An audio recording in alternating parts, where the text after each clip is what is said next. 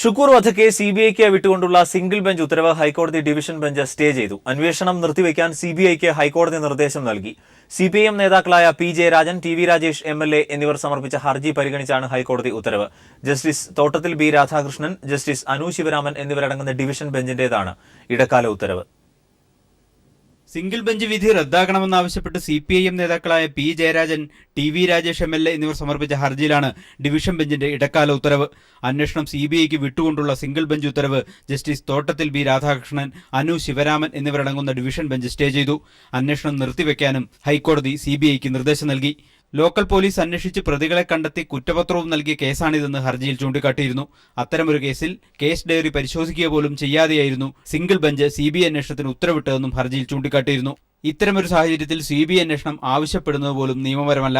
Supreme കോടതി നിർദ്ദേശങ്ങൾക്കും മാനദണ്ഡങ്ങൾക്കും വിരുദ്ധമാണ് single ബെഞ്ചിന്റെ ഉത്തരവെന്നും ഹർജിയിൽ ചൂണ്ടിക്കാട്ടിയിരുന്നു. ഈ വാദങ്ങളിൽ പ്രഥമ ദൃഷ്ട്യാ കഴമ്പുണ്ടെന്ന് കണ്ടെത്തിയാണ് ഡിവിഷൻ ബെഞ്ച് സിബിഐ അന്വേഷണം നിർത്തിവെക്കാൻ നിർദ്ദേശിച്ചത്. ഹർജിയിന്മേൽ തുടർവാദം നാളെ ഹൈക്കോടതിയിൽ ആരംഭിക്കും.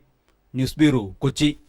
സ്വാശ്രയ എഞ്ചിനീയറിംഗ് പ്രവേശനത്തിൽ മുൻ നിലപാടിൽ മാറ്റമില്ലെന്ന് സംസ്ഥാന സർക്കാർ. മാർക്ക് ഏകീകരണത്തിന് മുൻപുള്ള പട്ടികയിൽ നിന്നും പ്രവേശനം അനുവദിക്കില്ലെന്ന് വിദ്യാഭ്യാസ മന്ത്രി സി രവീന്ദ്രനാഥ് വ്യക്തമാക്കി.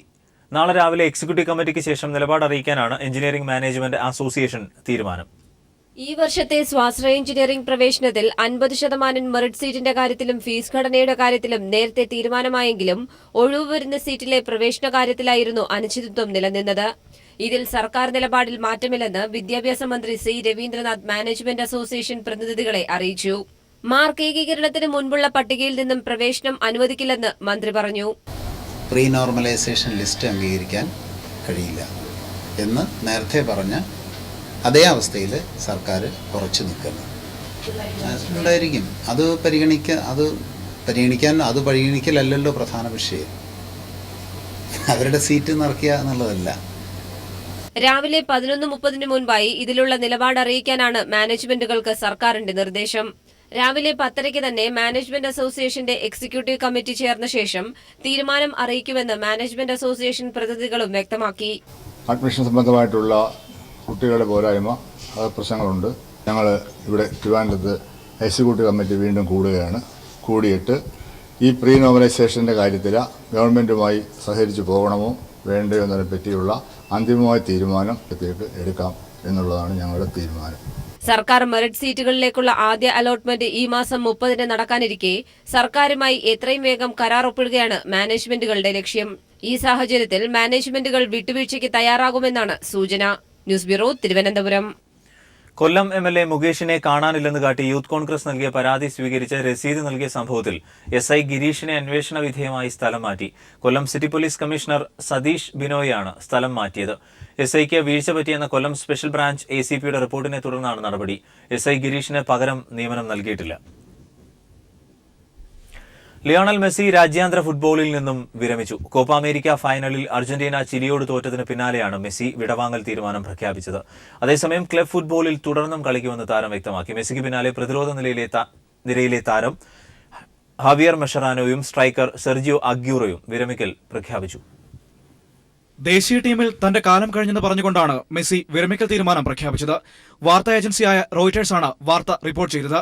23 വർഷങ്ങൾക്ക് ശേഷം ഒരു കിരീടമെന്ന അർജന്റീനയുടെ മോഹം ഇത്തവണയും പൊലിഞ്ഞ സാഹചര്യത്തിലാണ് മെസ്സി അപ്രതീക്ഷിതമായി വിരമിക്കൽ തീരുമാനം പ്രഖ്യാപിച്ചത്. ഫൈനലിലെ തോൽവി എന്നതിനപ്പുറം ഷൂട്ടൌട്ടിൽ നിർണായകമായ പെനാൽറ്റി പാഴാക്കിയതും മെസ്സിയുടെ തീരുമാനത്തിന് കാരണമായി. ക്ലബ് ഫുട്ബോൾ അടക്കി വാഴുമ്പോഴും രാജ്യത്തിന്റെ ജേഴ്സിയിൽ കാര്യമായി ഒന്നും ചെയ്യാൻ കഴിയാത്തതാണ് മെസ്സിയെ കരിയറിൽ വർഷങ്ങൾ ബാക്കി നിൽക്കെ വിരമിക്കലിൽ എത്തിച്ചത്. കോപ്പ, ലോകകപ്പ് തുടങ്ങി എല്ലാ മേജർ ടൂർണമെന്റുകളിലും മെസ്സി ദേശീയ ജേഴ്സിയിൽ പരാജയമായിരുന്നു. ലോകകപ്പ് ഫൈനലിൽ ജർമ്മനിയോടും അർജന്റീന തോറ്റിരുന്നു. വളരെ ചുരുങ്ങിയ പ്രായത്തിൽ തന്നെ ഫുട്ബോളിലെ ഒട്ടുമിക്ക പുരസ്കാരങ്ങളും സ്വന്തം പേരിൽ കുറിച്ചയാളാണ് ലിയോണൽ മെസ്സി. 2004-ൽ അർജന്റീന അണ്ടർ 20 ടീമിനായി കളിച്ചു തുടങ്ങി. 2008-ൽ അർജന്റീന അണ്ടർ 23 ടീമിനായി ബൂട്ടണിഞ്ഞു. പിന്നീട് അങ്ങോട്ട് കഴിഞ്ഞ 11 വർഷമായി അർജന്റീനയുടെ നീലക്കുപ്പായത്തിൽ മെസ്സിയുണ്ട്. അർജന്റീനയുടെ സൂപ്പർ സ്റ്റാർ ആയിരുന്ന ബാറ്റിഗോൾ എന്നറിയപ്പെട്ടിരുന്ന ബാറ്റിസ്റ്റൂട്ടയുടെ ഏറ്റവും കൂടുതൽ ഗോളുകൾ എന്ന റെക്കോർഡും ഈ കോപ്പ അമേരിക്കയിൽ മെസ്സി മറികടന്നിരുന്നു. ഏറ്റവും കൂടുതൽ ബാലൻഡിയോർ പുരസ്കാരം നേടിയ താരം, 3 തവണ യൂറോപ്യൻ ഗോൾഡൻ ഷൂ പുരസ്കാരം നേടിയ താരം എന്നിങ്ങനെ ക്ലബ് ഫുട്ബോളിൽ മെസ്സി നേടാത്ത നേട്ടങ്ങൾ ഇല്ല. പക്ഷേ അർജന്റീനയുടെ ജേഴ്സിയിൽ എന്നും നഷ്ടത്തിന്റെ മാത്രം കൂട്ടുകാരനായിരുന്നു ലിയോണൽ മെസ്സി. Sports desk.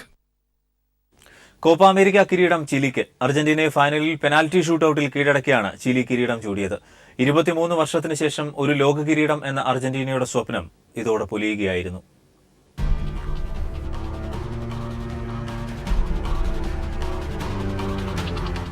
ഇനി ചോദ്യങ്ങളില്ല, ഉത്തരങ്ങളും. തോറ്റു എന്നൊറ്റ വാക്കിൽ പറയാം. അതിനപ്പുറത്തേക്ക് മറ്റൊന്നും പറയാനില്ല. തുടർച്ചയായ 3ാം ഫൈനലിലും നിരാശയോടെ മടക്കം. പ്രതീക്ഷിച്ചിരുന്നതല്ല, പക്ഷെ സംഭവിച്ചു. കാര്യകാരണങ്ങളിലേക്ക് കടക്കുന്നില്ല, അതിനൊന്നും ഇനി പ്രസക്തിയുമില്ല. ഗ്രൂപ്പ് ഘട്ടത്തിലും ക്വാർട്ടറിലും സെമിയിലും കണ്ട അർജന്റീന ആയിരുന്നില്ല ഫൈനലിൽ ഗ്രൗണ്ടിൽ കണ്ടത്. താളപ്പിഴകളും പന്തികേടുകളും മാത്രമായിരുന്നു അവരുടെ കൈമുതൽ. അപ്രതീക്ഷിതമായി ചില മുന്നേറ്റങ്ങൾ, പക്ഷെ അവയെല്ലാം ചിലിയുടെ പ്രതിരോധ കോട്ടയിൽ തട്ടിത്തകർന്നു. അപ്പോഴും ആരാധകർ പ്രതീക്ഷിച്ചു 80ാം മിനിറ്റിൽ, അല്ലെങ്കിൽ 90ാം മിനിറ്റിൽ, അതുമല്ലെങ്കിൽ എക്സ്ട്രാ ടൈമിൽ ഒരു ഗോൾ. പിന്നെ ഗാലറികളുടെ ആഹ്ലാദാരവങ്ങൾ. വിജയശ്രീലാളിതനായി മെസ്സി. എല്ലാം സ്വപ്നങ്ങൾ മാത്രമായി. ഒന്നും സംഭവിച്ചില്ല. പതിവ് പോലെ പടിക്കൽ കലമുടച്ചു. ഷൂട്ടൌട്ടിൽ വിദാലിന്റെ ഷോട്ട് അറോറ തടഞ്ഞപ്പോൾ ആരാധകരിൽ പ്രതീക്ഷ ഉണർത്തിയതാണ്. പക്ഷേ മെസ്സി, തൊട്ടടുത്ത നിമിഷം നിങ്ങൾ ഞങ്ങളുടെ ഹൃദയം തകർത്തു കളഞ്ഞു. ആ ഒരു ഷോട്ടിൽ തന്നെ ഞങ്ങൾ തിരിച്ചറിഞ്ഞിരുന്നു വരാൻ പോകുന്ന ദുരന്തം. Can he give Argentina the lead? Oh, he's missed!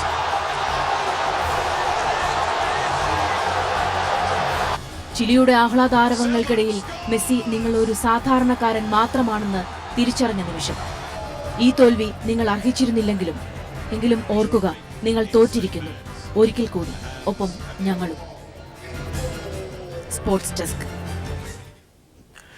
ലോകം കീഴടക്കാനെത്തിയ മെസ്സി ഒരു നിമിഷം കൊണ്ട് ദുരന്ത നായകനാവുകയായിരുന്നു. കോപ്പയുടെ ഫൈനലിൽ ഒരു പെനാൽറ്റി കിക്കിന്റെ ദുരന്തത്തിൽ മിഷിഹായിൽ നിന്ന് സാത്താനിലേക്ക് കൂടുമാറിയ മെസ്സി ഒരിക്കൽ കൂടി കണ്ണീരണിഞ്ഞ് മടങ്ങി. ചിലിക്കെതിരായ ഫൈനലിൽ പെനാൽറ്റി ഷൂട്ടൌട്ടിൽ അർജന്റീനയുടെ ആദ്യ കിക്കെടുക്കാൻ മെസ്സി എത്തുന്നു. ലോകത്തിന് മുഴുവൻ അപ്പോഴയാൾ മിശിഹയായിരുന്നു. ഫുട്ബോൾ കളിക്കാൻ മാത്രം അവതരിച്ച ദൈവം. അതിരുകൾ മായുന്ന ആരാധക കൂട്ടം ഒന്നടങ്കം ആ കാൽച്ചുവട്ടിലേക്ക് ഒഴുകിയെത്തി വരാൻ പോകുന്ന ഗോൾ നേട്ടം ആഘോഷിക്കാൻ. അവിശ്വസനീയം. മെസ്സിയുടെ കാലിൽ നിന്ന് പന്ത് പറന്നത് പുറത്തേക്ക്. This time, Lionel Messi.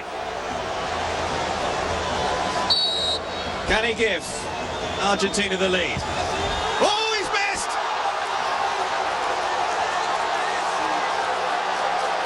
Astonishing! അവിടെ അവസാനിച്ചു അർജന്റീനക്കാരുടെ ലോകം. ഒരേ സമയം അങ്ങകല ബ്യൂണസ് ഐറിസിലും ഇങ്ങിവിടെ മലബാറിന്റെ മണ്ണിലും ആയിരങ്ങൾ ആശ്രയമറ്റു നിന്നു. നക്ഷത്രക്കൂട്ടത്തിൽ നിന്ന് പുറത്തിറങ്ങിയ മെസ്സി തിരിച്ചറിഞ്ഞു താൻ ഒരിക്കൽ കൂടി സാധാരണക്കാരനായിരിക്കുന്നുവെന്ന്. ഇപ്പോൾ താനും ലോകത്തെ മറ്റു ഫുട്ബോൾ താരങ്ങളും തമ്മിൽ വലിയ വ്യത്യാസങ്ങളില്ല എന്ന്. ഒരു പെനാൽറ്റി കിക്കിന്റെ ദൂരത്തിൽ ദൈവം സത്താനിലേക്ക് കൂറുമാറിയ നിമിഷം. എന്നാൽ ഈ കോപ്പയിലെ ഏറ്റവും മികച്ച ഗോളും മെസ്സിയുടേതായിരുന്നു. അമേരിക്കയ്ക്കെതിരായ സെമിയിൽ പിറന്ന ആ ഫ്രീ കിക്ക് ഗോളിന് കാൽപന്ത് കളിയുടെ ചരിത്രത്തോളം സൗന്ദര്യമുണ്ടായിരുന്നു. Messi. Oh, absolutely astounding goal. Lionel Messi becomes Argentina's. അതേ മെസ്സി തന്നെയാണ് വഴിതെറ്റിയ ഒരു പന്തിന്റെ പുറകെ ആരാധകരെ പ്രതീക്ഷകളില്ലാത്ത ലോകത്തേക്ക് തള്ളിവിട്ടതും. Sports desk. രാജ്യാന്തര ഫുട്ബോളിൽ നിന്ന് വിരമിക്കുവാനുള്ള മെസ്സിയുടെ തീരുമാനത്തിന്റെ വേദനയിലാണ് കോഴിക്കോട്ടെ മെസ്സി ആരാധകർ. വിരമിക്കൽ തീരുമാനം പിൻവലിച്ച് അർജന്റീൻ കുപ്പായം മെസ്സി വീണ്ടും അണിയും എന്ന പ്രതീക്ഷയിലാണ് ഇവർ. പ്രിയപ്പെട്ട മെസ്സി, നിങ്ങൾ അറിയുന്നുണ്ടോ എന്ന് ഞങ്ങൾക്കറിയില്ല. കീഴടക്കാൻ പറ്റുന്ന ദൂരമെങ്കിൽ പറന്നുവന്ന് ഞങ്ങൾ പറഞ്ഞേനെ. കിരീടം നമുക്കിനിയും നേടാം. അർജന്റീനിയൻ കുപ്പായത്തിൽ ഞങ്ങൾക്കിനിയും നിങ്ങളെ കാണണം. കോഴിക്കോട്ടെ മെസ്സി ആരാധകർ ഒന്നടങ്കം പറയുന്നതാണിത്. പന്തുകൊണ്ട് മൈതാനത്ത് വിസ്മയം തീർക്കുന്ന ആ കുഞ്ഞു മനുഷ്യനോട് അത്രയ്ക്ക് സ്നേഹമാണ് ഇവർക്ക്. ഫുട്ബോൾ പ്രേമികൾക്ക് എല്ലാവരോടും ഇപ്പോഴത്തെ തീരുമാനത്തിൽ മാറ്റം വരുത്തണം.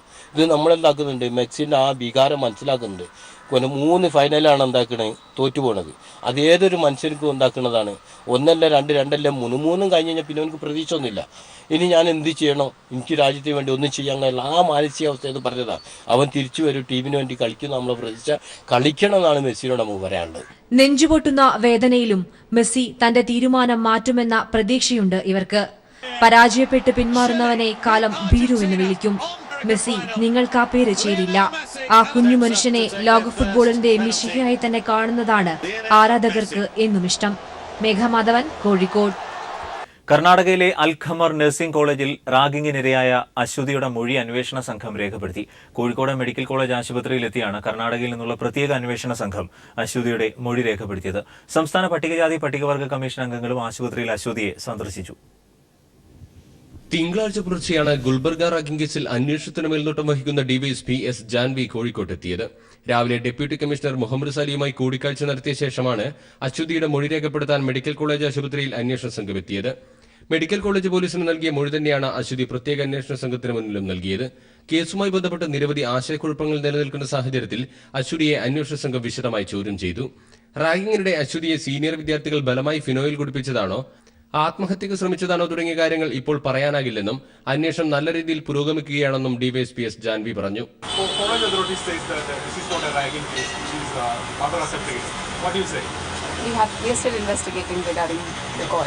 പട്ടികജാതി പട്ടികവർഗ കമ്മീഷൻ അംഗങ്ങളായ കെ മനോജ്, എഴുകോൺ നാരായണൻ തുടങ്ങിയവർ ചികിത്സയിൽ കഴിയുന്ന അശ്വതിയെ സന്ദർശിച്ചു. അശ്വതിക്ക് വീട് നിർമ്മിച്ചു നൽകാനും സഹോദരിയുടെ വിവാഹത്തിന് സഹായമായി 50,000 രൂപ നൽകുന്നതും ഉൾപ്പെടെയുള്ള കാര്യങ്ങളിൽ തീരുമാനമെടുക്കാൻ കമ്മീഷൻ സംസ്ഥാന സർക്കാരിന് ശുപാർശ നൽകും. അവർക്കൊരു ഓരോ കുറ്റകൃത്യം അനുഭവിക്കുന്ന ആൾക്ക് ഒരു പെർസെന്റ് എമൗണ്ട് ഉണ്ട്. അതിന്റെ 25% 2 ദിവസങ്ങളിൽ റിലീസ് ചെയ്യാൻ കളക്ടർ പറഞ്ഞു. കളക്ടറാണ് അതിന്റെ കമ്മീഷൻ ചേർക്കണം. ആ കമ്മിറ്റിയിൽ ചേർക്കണം. ഇത് ആ കുട്ടിയുടെ ജ്യേഷ്ഠ സഹോദരിയുടെ വിവാഹ നിശ്ചയമായിരുന്നു. അടുത്തിരിക്കുന്നത്. പക്ഷേ അവർക്കൊരു മാർഗമില്ലാത്ത ആളാണ്. അതിന് ഗവൺമെന്റിലേക്ക് പ്രത്യേകമായി നൽകിയ കുട്ടിയുടെ വിവാഹം നടത്തുന്നതിനുള്ള ധനസഹായത്തിന് വേണ്ടി കമ്മീഷൻ ശുപാർശ ചെയ്തിട്ടുണ്ട്. അതേസമയം റാഗിംഗ് കേസിലെ 4ാം പ്രതി ശില്പ ജോയ്സ് കുടുംബസമേതം ഒളിവിലാണെന്നാണ് പോലീസിന് ലഭിച്ച വിവരം. കോട്ടയം ഏറ്റുമാനൂരിലാണ് ഈ വിദ്യാർത്ഥിനിയുടെ വീട്. പ്രത്യേക അന്വേഷണ സംഘം ശില്പയെ കേരളത്തിൽ നിന്നു തന്നെ അറസ്റ്റ് ചെയ്യുന്നതിനാവശ്യമായ നടപടികൾ സ്വീകരിക്കുമെന്നാണ് സൂചന. ശില്പയെ കണ്ടെത്തുന്നതിനും അറസ്റ്റ് ചെയ്യുന്നതിനും കേരള പോലീസിന്റെ സഹായം തേടും. News bureau, Kozhikode. കാവാലം നാരായണ പണിക്കരുടെ മൃതദേഹം സോപാനം കളരിയിൽ പൊതുദർശനത്തിന് വെച്ചിരിക്കുകയാണ്. സാമൂഹിക സാംസ്കാരിക രാഷ്ട്രീയ രംഗത്തെ പ്രമുഖർ അദ്ദേഹത്തിന് അന്ത്യാഞ്ജലി അർപ്പിക്കാൻ എത്തിക്കൊണ്ടിരിക്കുന്നു. സംസ്കാരം നാളെ വൈകുന്നേരം 4:30 സ്വദേശമായ കാവാലത്ത് സംസ്ഥാന ഔദ്യോഗിക ബഹുമതികളോടെ നടക്കും. അരങ്ങൊഴിഞ്ഞ നാടകാചാര്യൻ കാവാലം നാരായണ പണിക്കർക്ക് കേരളം അന്ത്യാഞ്ജലി അർപ്പിക്കുകയാണ്. തൃക്കണ്ണാപുരത്ത് കാവാലം സ്ഥാപിച്ച സോപാനം നാടകക്കളരിയിൽ പൊതുദർശനത്തിന് വെച്ച മൃതദേഹത്തിൽ സാമൂഹിക രാഷ്ട്രീയ സാംസ്കാരിക രംഗത്തെ പ്രമുഖർ ആദരാഞ്ജലികൾ അർപ്പിച്ചു. കാവാലത്തിന്റെ വിയോഗം ദേശീയ നാടകരംഗത്തിന് തന്നെ കനത്ത നഷ്ടമാണെന്ന് മുഖ്യമന്ത്രി പിണറായി വിജയൻ പറഞ്ഞു. ദേശീയ തലത്തിൽ തന്നെ നാടകകലയെ ഔന്നത്യത്തിലേക്ക് നയിക്കാൻ കാവാലത്തിന്റെ സംഭാവന അങ്ങേയറ്റം വിലപ്പെട്ടതായിരുന്നു. മുതിർന്ന CPIM നേതാവും മുൻ മുഖ്യമന്ത്രിയുമായ VS അച്യുതാനന്ദനും കാവാലത്തിന് അന്ത്യാഞ്ജലി അർപ്പിച്ചു. ദീർഘകാലമായി സാഹിത്യകലാരംഗത്ത് അദ്ദേഹത്തിന്റെ പ്രൗഢിയും അദ്ദേഹത്തിന്റെ വാസനയും തിളങ്ങി നിൽക്കുകയായിരുന്നു. Speaker P. ശ്രീരാമകൃഷ്ണൻ, പ്രതിപക്ഷ നേതാവ് രമേശ് ചെന്നിത്തല, മുൻ മുഖ്യമന്ത്രി ഉമ്മൻചാണ്ടി തുടങ്ങിയവരും സാഹിത്യ സിനിമാ രംഗങ്ങളിലെ പ്രമുഖരും കാവാലത്തിന് അന്തിമോപചാരമർപ്പിച്ചു. മലയാള സംസ്കൃതിയുടെ ആത്മതാളമാണ് ഇവിടെ ചൈതന്യമറ്റ് കിടക്കുന്നത്. കൈരളി TVക്കായി MDയും ചീഫ് എഡിറ്ററുമായ ജോൺ ബ്രിട്ടാസ് കാവാലത്തിന് ആദരാഞ്ജലി അർപ്പിച്ചു. കാവാലത്തിന്റെ ഗാനങ്ങൾ ആലപിച്ച് സുഹൃത്തുക്കളും ശിഷ്യരും സംഗീതാർച്ചന നടത്തി.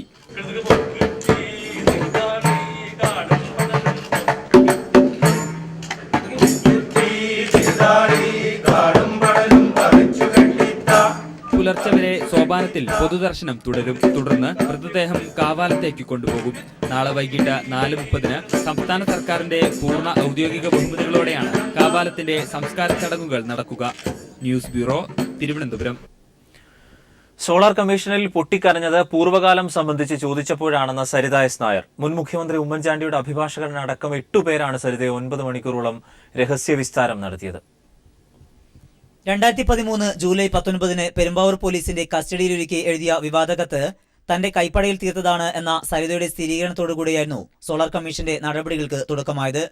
തുടർന്ന് 11:30 ആരംഭിച്ച രഹസ്യവിസ്താരം രാത്രി 8 മണിവരെ നീണ്ടുനിന്നു.